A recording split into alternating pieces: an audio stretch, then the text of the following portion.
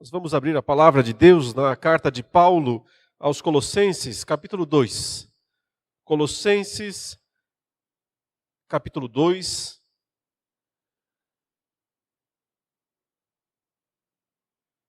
Faremos a leitura dos versículos 9 até o 15. Continuando a exposição da palavra de Deus nesse capítulo, leremos agora os versos 9 a 15, Colossenses 2. Porque nele habita corporalmente toda a plenitude da divindade. Também nele vocês receberam a plenitude. Ele é o cabeça de todo o principado e potestade. Nele também vocês foram circuncidados, não com uma circuncisão feita por mãos humanas, mas pela remoção do corpo da carne, que é a circuncisão de Cristo. Tendo sido sepultados juntamente com ele no batismo, no qual vocês também foram ressuscitados, por meio da fé no poder de Deus, que o ressuscitou dentre os mortos. E quando vocês estavam mortos nos seus pecados e na incircuncisão da carne, ele lhes deu vida juntamente com Cristo, perdoando todos os nossos pecados, cancelando o escrito de dívida que era contra nós e que constava de ordenanças, o qual nos era prejudicial, removeu-o inteiramente, cravando-o na cruz. E despojando os principados e as potestades, publicamente os expôs ao desprezo, triunfando sobre eles na cruz. Até aí, meus irmãos e irmãs, a palavra do Senhor. Há algumas semanas atrás, quando eu iniciei a exposição desse capítulo, eu fiz uma pergunta à igreja, uma pergunta que todos nós nos fazemos de vez em quando, não é? Porque há tantas doutrinas diferentes e estranhas no meio do povo de Deus. Por que tantas igrejas? Por que tantas denominações? Por que tantas teologias? Teologia disso, teologia daquilo, ênfase aqui, ênfase lá. Por que tanta divergência se todos cremos no mesmo Cristo, em tese? Se todos professamos uma mesma fé, pelo menos aparentemente. Bom, como eu disse, esse capítulo nos responde o porquê disso e também nos dá a solução para isso.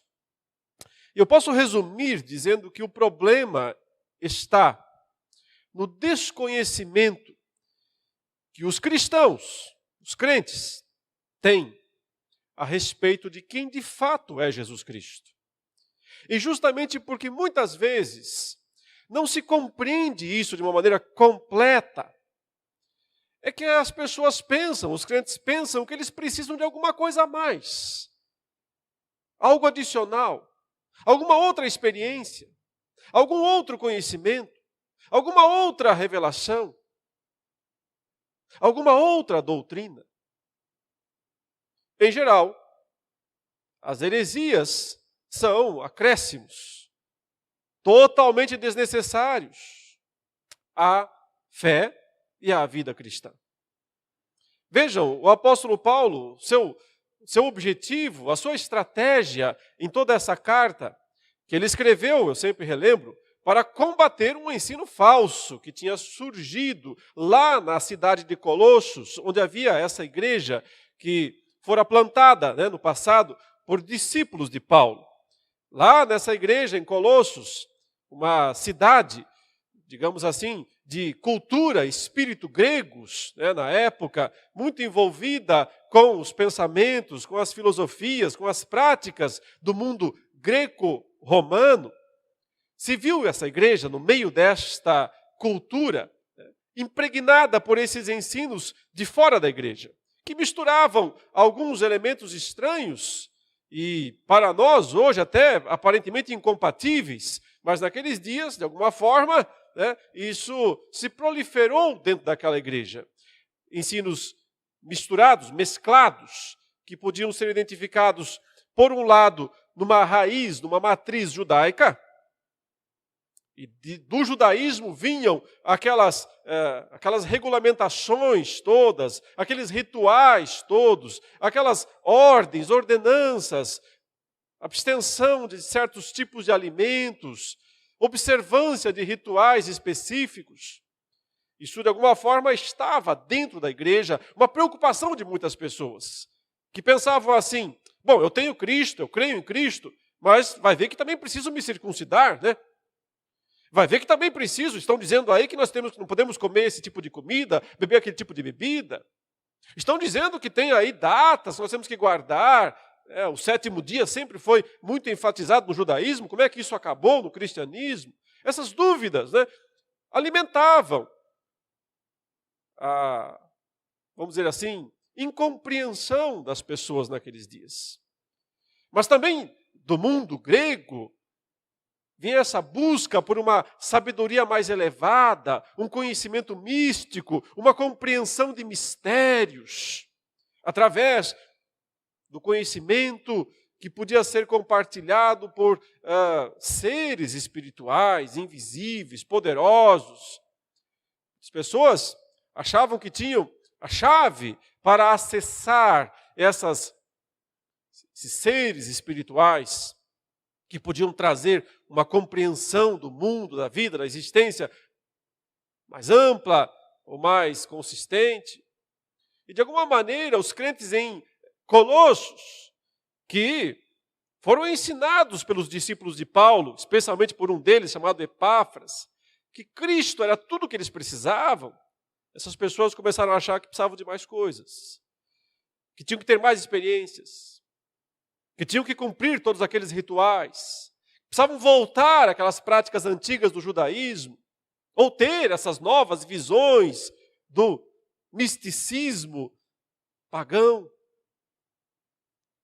Então o apóstolo Paulo escreveu esta carta para trazê-los novamente à pessoa de Cristo, para recuperar dentro da igreja a compreensão de quem de fato é Jesus Cristo. Porque esta é a solução para todas as heresias. Sim, compreender melhor quem é Cristo. Compreendendo melhor quem é Cristo, nós estamos preparados para enfrentarmos os falsos ensinos e não sermos enganados por eles.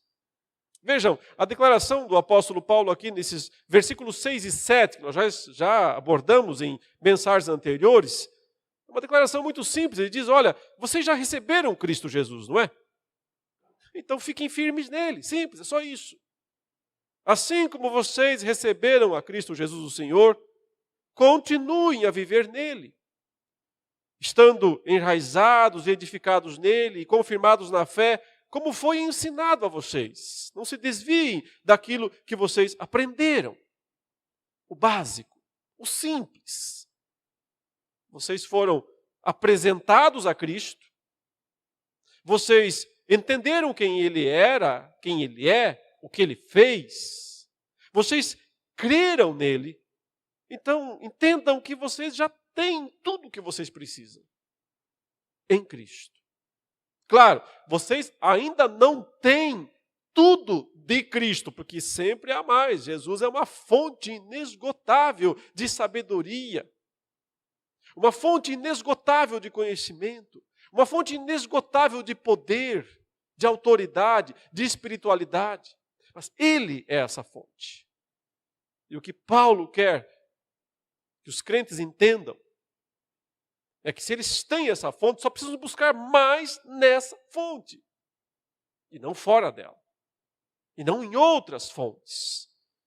Porque justamente os falsos ensinos, como ele nos diz aqui no versículo 8, têm essas características aqui, né? Ele diz: tenham cuidado para que ninguém venha a enredá-los, ou seja, aprisioná-los, colocar vocês numa prisão, com sua filosofia e vãs sutilezas, conforme a tradição dos homens, conforme os rudimentos do mundo e não segundo Cristo. Então ele nos diz aqui no versículo 8, como eu abordei na última mensagem, quais são as características da heresia, né?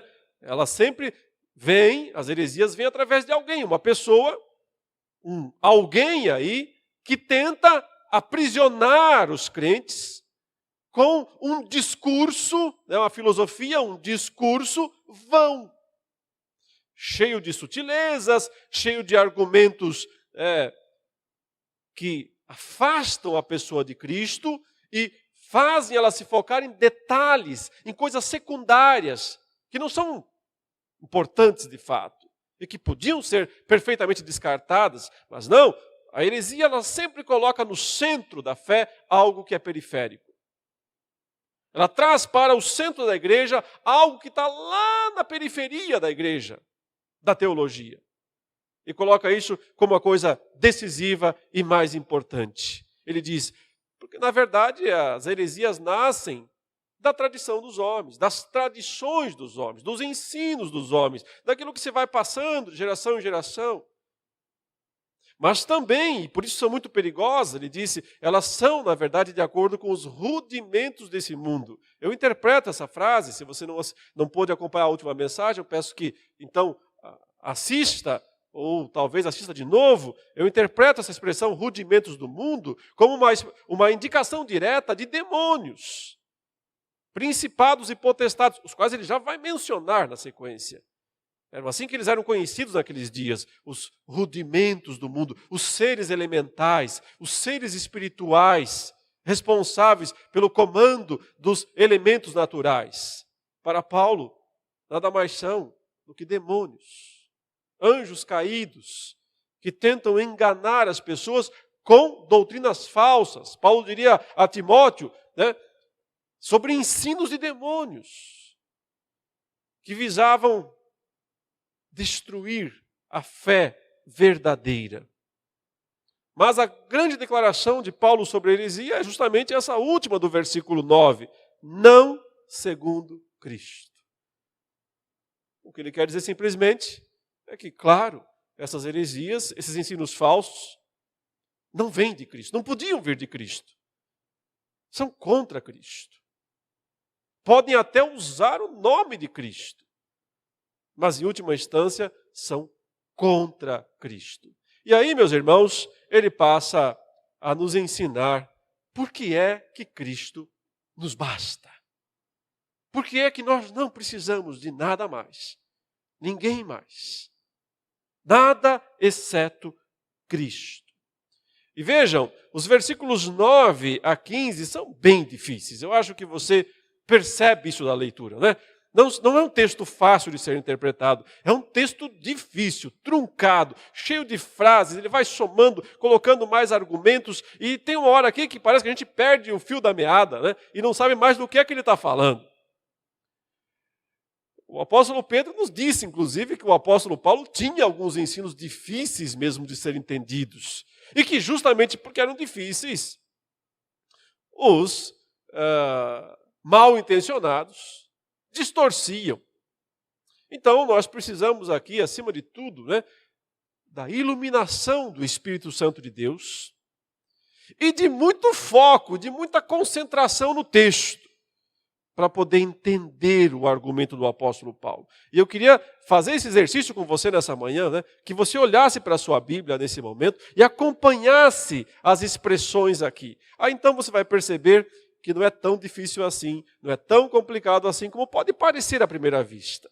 Na verdade, Paulo faz aqui duas declarações, e essas declarações, essas proposições dele aqui, resumem porque é que Cristo nos basta, porque é que Cristo é suficiente. E então, a partir dessas duas declarações, ele desenvolve um pouco mais essa argumentação, aplicando essa suficiência de Cristo às nossas vidas. Como é que isso é na prática? Como é que isso se deu na prática?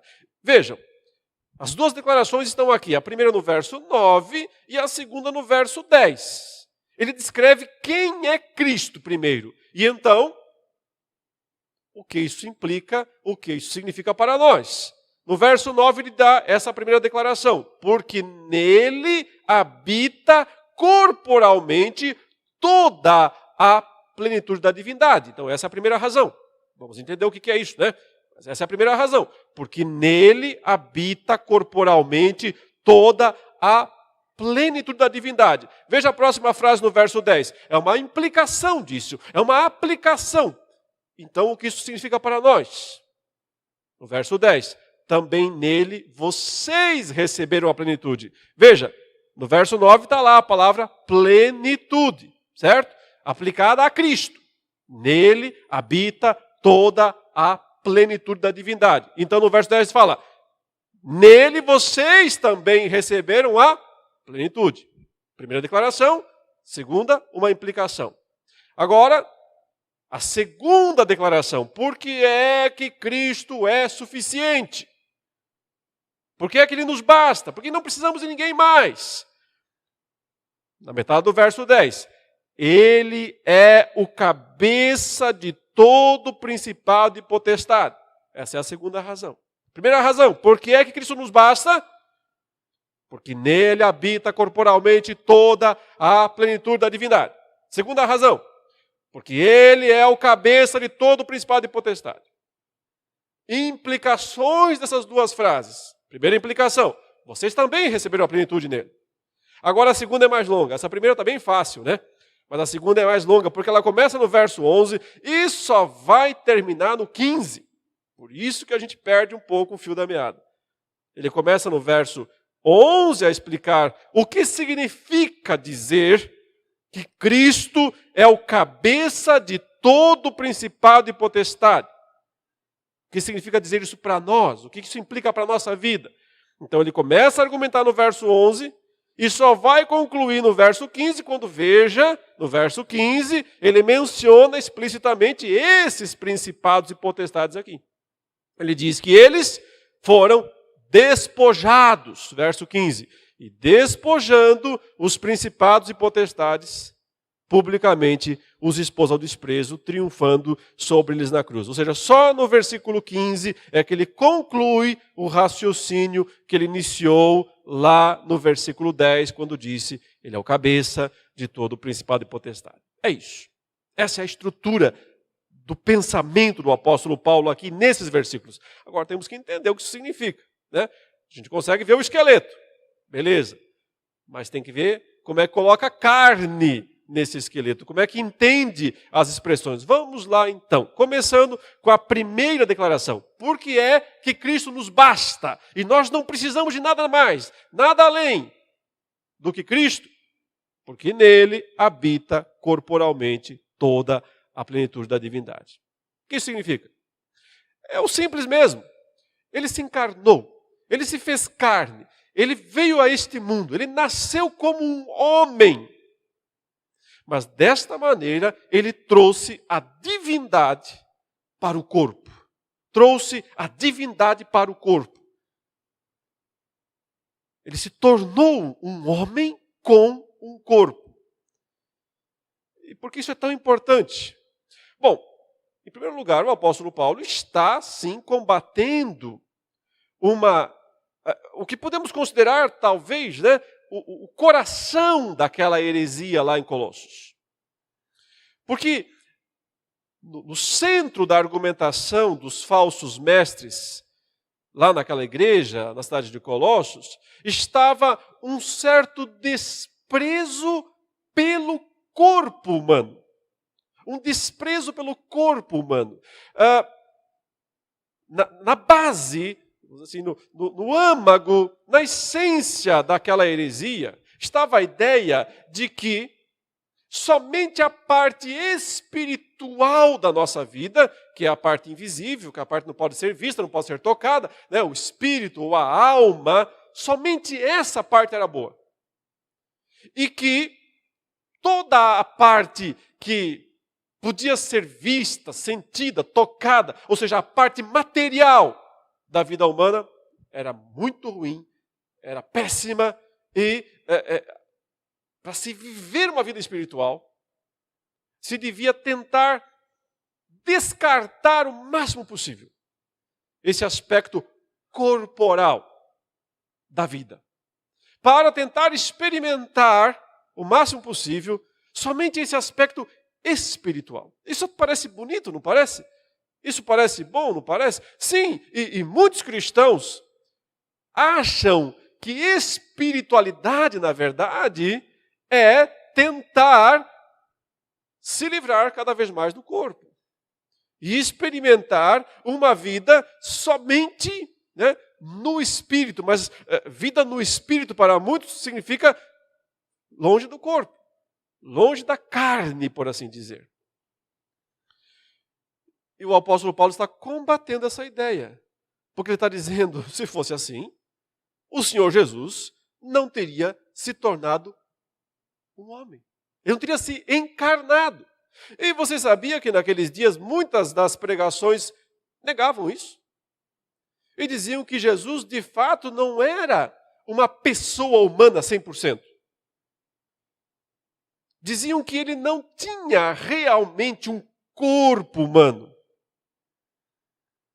Uma das primeiras heresias que surgiu nos primeiros séculos da era cristã ficou conhecida como docetismo. Já viu essa expressão? Docetismo. É uma heresia, um nome, uma descrição, um nome técnico de uma heresia. Um ensino que se proliferou muito no meio das igrejas naqueles dias. Docetismo vem, a expressão, o termo, vem da palavra grega dokel, que significa aparência. Aparência. Então, o que se queria dizer com essa expressão? Que Jesus tinha apenas uma aparência de homem. Mas não era um homem de fato.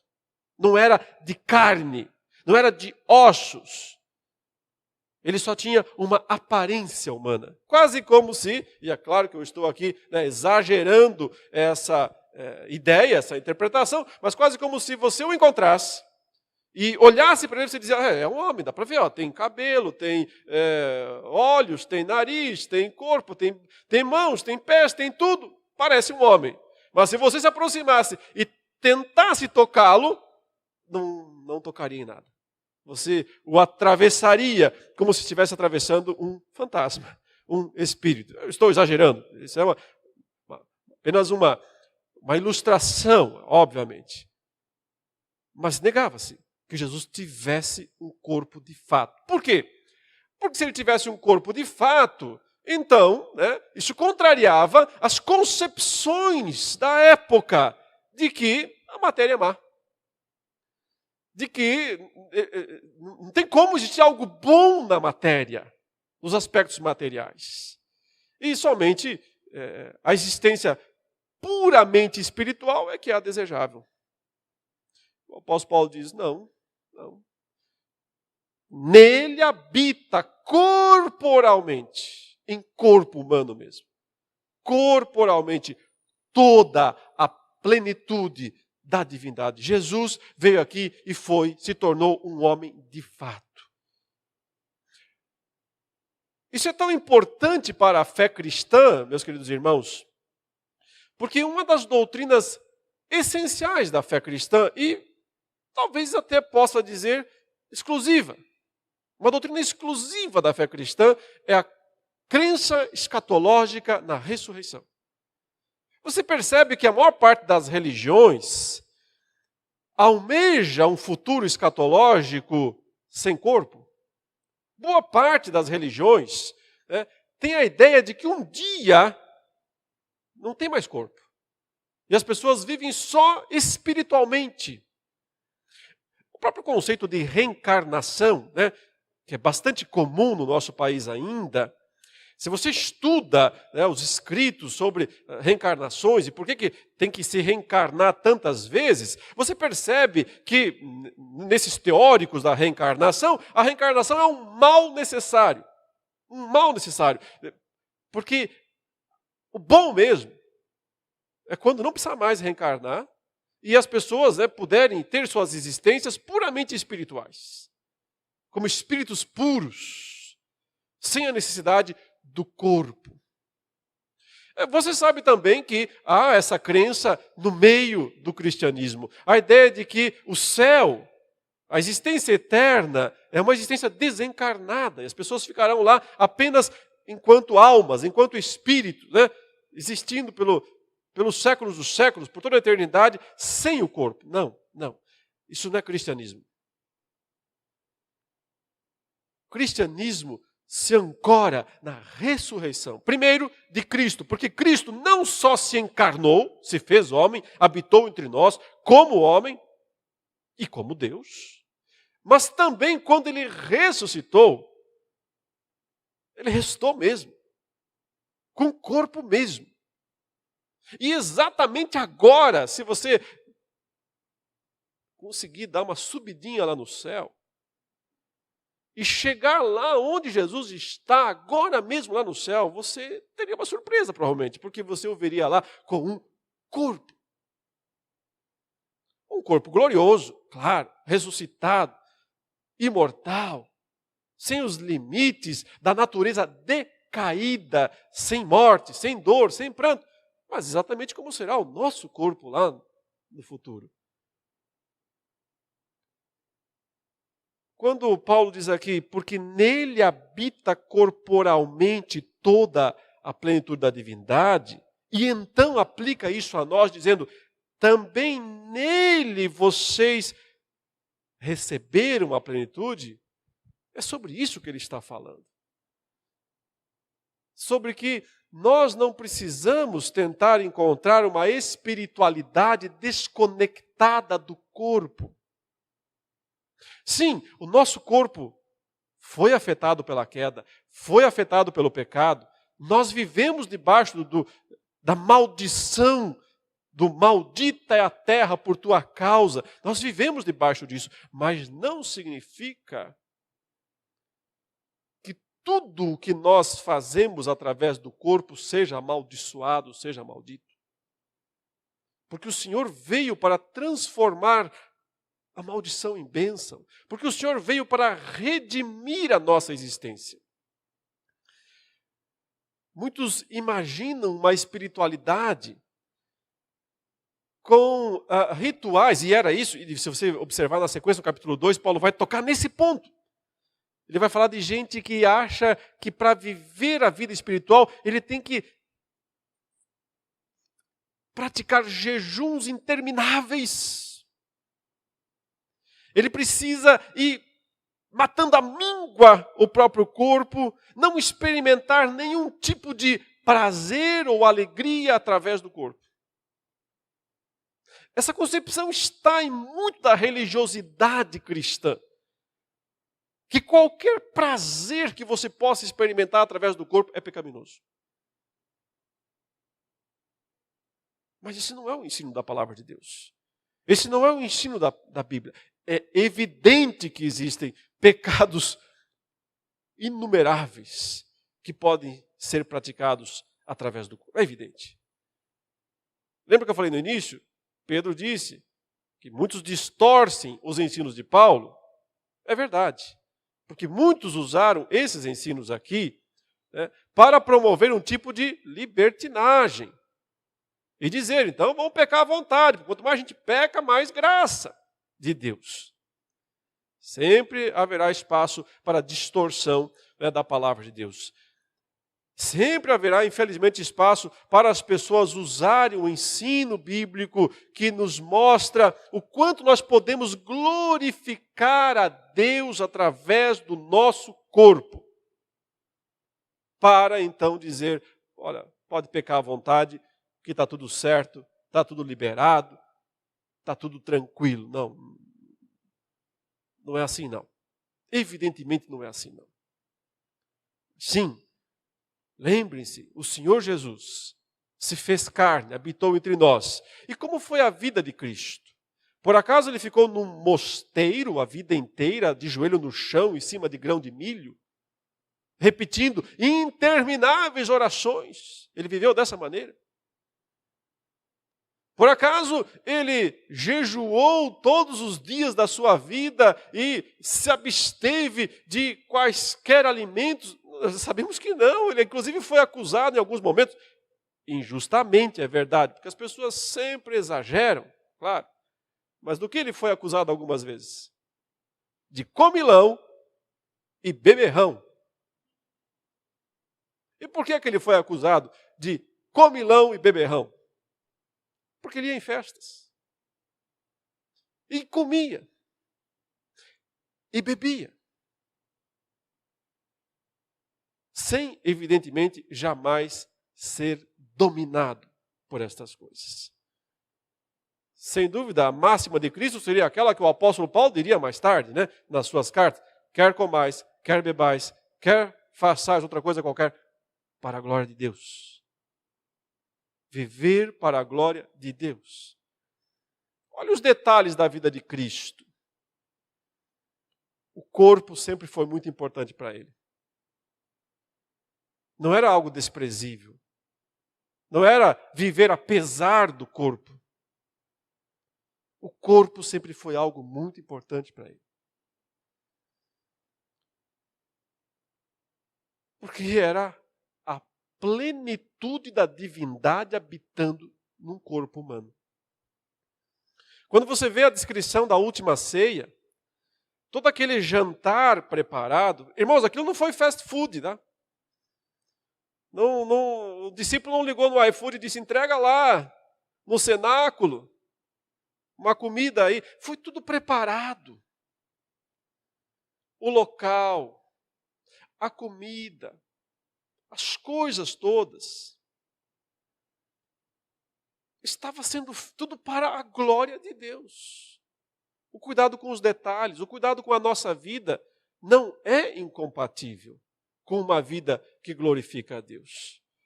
O que é incompatível são os excessos.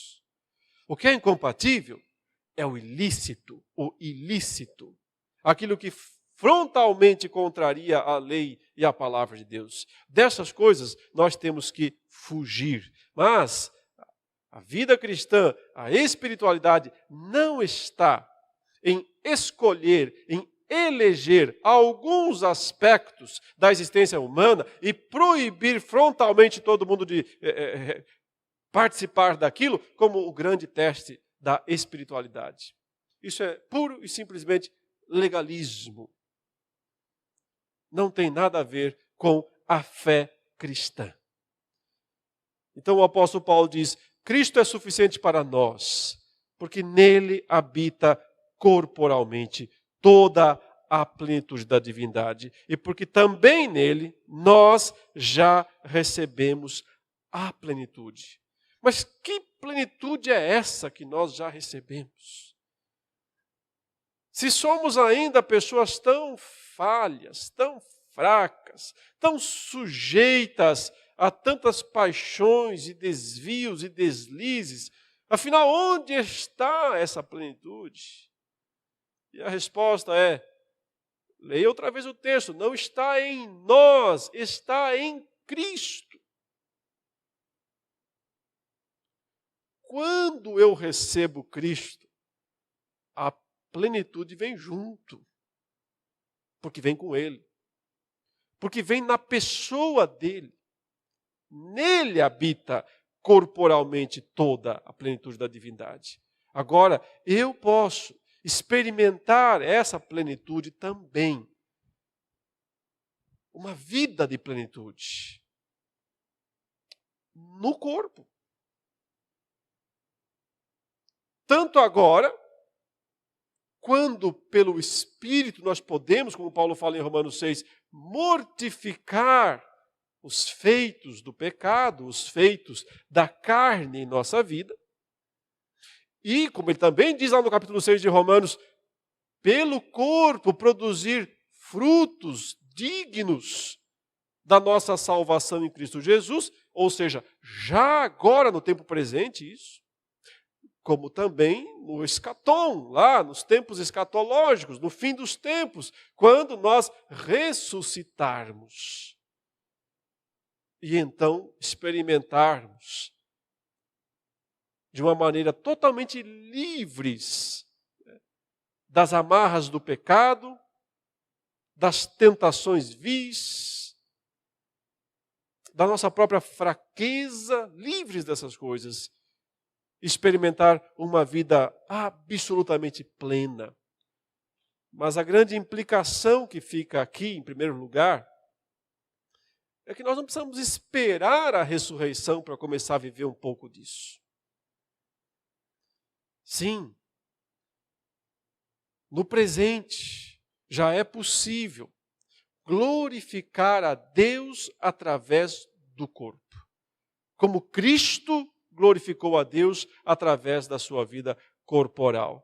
Olha, eu não sei se é uma boa ou má notícia que eu tenho que lhe dar, mas você não vai se livrar do seu corpo. Não sei se você gosta dele ou não, não sei se agrada ou não, mas eu tenho que lhe dizer uma coisa: você não vai se livrar dele. Você vai existir eternamente nesse corpo. Ah, tudo bem, não exatamente como ele é agora, né? Porque agora ele é só uma semente. Uma sementinha. Que ainda vai ter que ser semeada, tá? Eu quero dizer que ainda vai ter que ir para a terra. Ainda vai ter que ir para baixo da terra. Ela vai ser semeada um dia, como Paulo diz lá em 1 Coríntios 15. Uma sementinha que vai para baixo da terra. E então, um dia, essa árvore vai nascer. E esse seu novo corpo será essa árvore gloriosa como é o corpo de Cristo atualmente. Então, com isso, o apóstolo Paulo nos ajudou a entender que o problema em si não está no corpo. O problema está no pecado. Está na nossa transgressão, na nossa vontade de transgredir a lei de Deus, a palavra de Deus. O problema não é o corpo. O corpo foi afetado pelo pecado e pela queda, claro. Mas note que redenção significa corrigir essas coisas. O que é a redenção senão restaurar a imagem de Deus que há em nós? Mas aqui está o ponto a ser enfatizado nesse momento. Isso já é realidade. Também nele vocês receberam a plenitude. Irmãos, o apóstolo Paulo aqui ele usa esse verbo receberam a plenitude numa forma verbal grega que a gente chama de o perfeito. Alguns chamam isso de tempo verbal, modo verbal, não importa muito a terminologia, importa que descreve uma ação. Uma ação que, como em qualquer verbo em português, quando você conjuga um verbo, você pode estar dizendo que uma coisa aconteceu lá, que estava acontecendo lá atrás, ou que está acontecendo agora, ou que vai acontecer no futuro, né? Tem várias maneiras de conjugar os verbos. Claro, não estou dando aula de português aqui para os irmãos. Mas quando Paulo usa aqui esse verbo, no perfeito, significa uma ação lá atrás, completa, mas que continua tendo efeitos no tempo presente. Então, quando ele diz, nele vocês receberam a plenitude, em primeiro lugar, aponta para um evento lá no passado. Um evento completo, que já aconteceu de uma vez por todas, lá no passado. Ele está falando do quê, irmãos? Daquilo que vai explorar na sequência, que nós vamos abordar em mensagens futuras, do que Cristo fez na cruz. Lá na cruz do Calvário, o Senhor resolveu todos os nossos problemas. Ele resolveu mesmo todos eles, lá na cruz do Calvário. Só que o que ele fez lá na cruz do Calvário tem que ser aplicado a nós. De maneira que os efeitos da obra dele se multipliquem, se concretizem e se multipliquem na nossa vida. Então, quando ele diz, nele vocês receberam a plenitude, ele está falando de algo que aconteceu no passado, que tem a ver com a morte de Cristo na cruz, que tem a ver com a sua conversão. Porque no dia da sua conversão, a morte de Cristo na cruz foi aplicada a você, fez sentido para você, passou a contar na sua conta, passou a valer na sua vida. Só que não parou lá atrás. Os efeitos vão se desdobrando e continuando, permanecem continuamente ocorrendo na nossa vida no presente. Então, primeiro, nós já recebemos essa plenitude lá na nossa conversão e ela continua a todo vapor, operando e atuando na nossa vida no presente. Como, então, aplicar essas coisas à nossa vida? Antes de entrar na próxima mensagem, quando eu falarei sobre essa segunda parte, porque Cristo é suficiente, porque Ele é o cabeça de todo o principado e potestade. Antes de falar disso, uma outra mensagem. Porque Cristo é suficiente? Porque habita nele toda a plenitude da divindade. E se habita nele, habita em nós também. Habita em nós também porque Cristo habita em nós. Então, a partir de hoje, na verdade, a partir de sempre, né? Mas se nós não entendemos isso ainda, que seja a partir de hoje, passemos a viver no nosso corpo como convém a Cristo. A glorificar a Deus no nosso corpo. Não há motivo para nós odiarmos a nossa existência corporal. Porque a redenção nos alcança no corpo e na alma. Já agora, no tempo presente, nós podemos viver e glorificar a Deus através de todas as nossas ações, de todos os nossos empreendimentos. E podemos sim, como Cristo que viveu uma vida perfeitamente equilibrada, usufruindo de maneira equilibrada dos prazeres da existência humana. E se tem dúvida sobre isso, vá ler os Provérbios, vá ler o Eclesiastes, vá ler os livros todos do Antigo Testamento que falam sobre, sim, as coisas boas que Deus preparou também para a nossa vida agora, como um antegosto da eternidade. Como uma amostra grátis de algo evidentemente muito superior que está por vir. Nós não temos que nos culpar quando nos sentimos alegres e felizes por experimentar as boas dádivas de Deus. Nós só não podemos tornar essas boas dádivas a razão da nossa existência e da nossa fé. Porque a razão dela, da existência e da fé, é Cristo. E nada mais.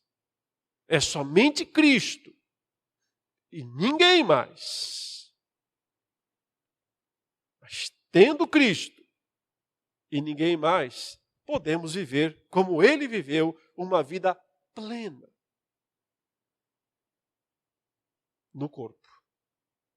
Até porque, como eu disse, não nos livraremos dele. Exceto por um tempinho, que nós dizemos que é o estado intermediário. Um tempinho em que ficaremos hospedados lá no céu. Só com a alma, só em alma mesmo. O corpo estará lá, plantadinho como semente na terra. Durante esse tempinho, breve, estaremos hospedados no céu de Deus, aguardando o momento para voltarmos ao corpo que Ele nos dará, o corpo da ressurreição. Onde sim, aí sim, sem empecilhos, sem impedimentos, sem armadilhas. Porque essas coisas estão aqui no presente, cheio de armadilhas. Mas lá não. Sem impedimentos, sem empecilhos, sem armadilhas, nós poderemos viver toda a plenitude de Cristo no corpo que Ele está preparando para nós. Mas eu insisto, não espere isso chegar para usufruir da plenitude de Deus. Porque você pode, e eu também, todos nós, termos uma vida plena aqui neste mundo. O que é uma vida plena? É uma vida cheia do Espírito de Deus. É uma vida cheia da pessoa de Cristo. É uma vida transbordante da palavra de Deus. É uma vida que vai minimizando cada vez mais o pecado e suas mazelas. E é uma vida que vai glorificando cada vez mais a Deus através dos pensamentos, através das palavras e através de todas as nossas atitudes. E quer saber? Isso se traduz por uma palavra só. Se chama felicidade. Isso é felicidade. Viver A vida plena de Deus para nós. Tudo o resto não se compara. Tudo mais, Paulo diria, é refúgio, é lixo. Melhor descartar. Cristo é Deus pleno no corpo. Ele habita em nós. Nós temos uma vida, podemos ter uma vida plena nele, agora mesmo. Se não vivemos ainda, comecemos a vivê-la. Que Deus nos abençoe. Vamos orar. Graças te damos, Senhor, por causa de Jesus Cristo. Porque Ele é tudo o que nós precisamos. E nós compreendemos na Tua palavra o quanto Ele é suficiente para nós. O quanto é possível em Cristo experimentarmos, ainda neste mundo, uma vida plena. Uma vida como aquela que Jesus viveu. Sabemos que isso não significa uma vida sem sofrimento, ou sem dor, ou sem morte, até porque Cristo também passou por todas essas coisas. Mas sabemos que, acima de tudo, isso significa uma vida de comunhão com o Senhor, de relacionamento verdadeiro com o Senhor, uma vida de devoção profunda e sincera, e uma vida de frutos abundantes para a glória do Senhor, onde o pecado será cada vez mais minimizado em nós.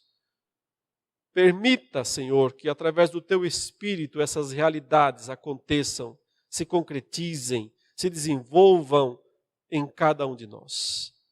Para que, livres do pecado e da morte, a cada dia mais experimentemos a graça, a verdade e a vida. E assim, Senhor, em todos os momentos, com todos os nossos pensamentos e atitudes, o Teu nome seja glorificado. É o que nós te pedimos e te agradecemos, em nome de Jesus. Amém.